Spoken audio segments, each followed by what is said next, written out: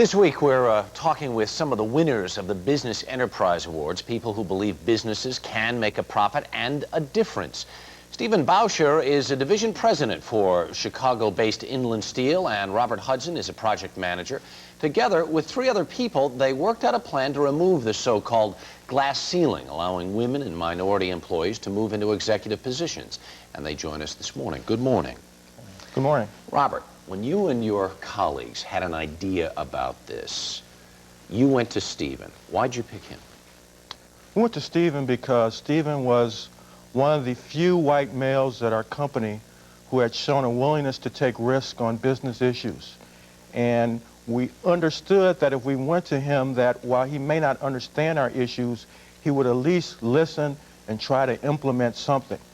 You listened, and what was your immediate reaction? Well, my immediate reaction was I didn't understand what they were talking about. I didn't have the feeling that they had, and frankly, I didn't understand the problem. Right in the very beginning, I really didn't understand what their problem was. The discrimination, that idea of discrimination in higher levels of management in corporate America. Yeah, I had a hard time identifying with that problem right in the very beginning. So what did you do? Well, we started off with a series of meetings. We went over and over the problem. It was clear to me that I just couldn't get it, and so I finally went to a training program. Went on my own. I went to a place called the Urban Crisis Center in Atlanta, and the gentleman who ran that program got me to understand what it meant to be on the other side, be a minority in this society. Robert, you go to Stephen, you tell him what the problem is. You're sitting there trying to explain what the problem is, and he says, "I don't get it."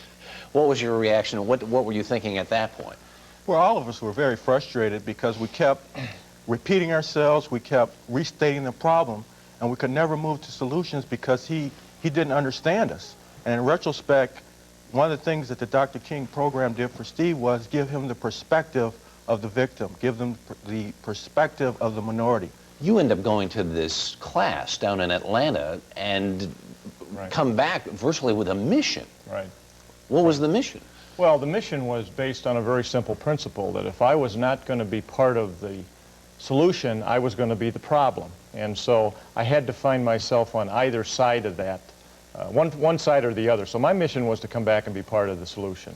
How do you do that, though, in a corporate culture that is filled with people just like yourself who forever said, "I don't get it, what are they talking about?" Well, one of the first things we did was I got other people to go to this training program, and so we got some Confederate... Kicking and screaming, they went down? Yeah, well, a few. We didn't take a vote on it. They had to go.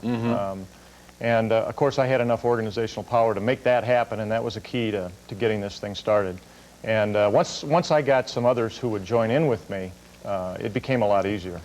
Is there a difference now in the culture at Inland in terms of the problem you originally wanted addressed?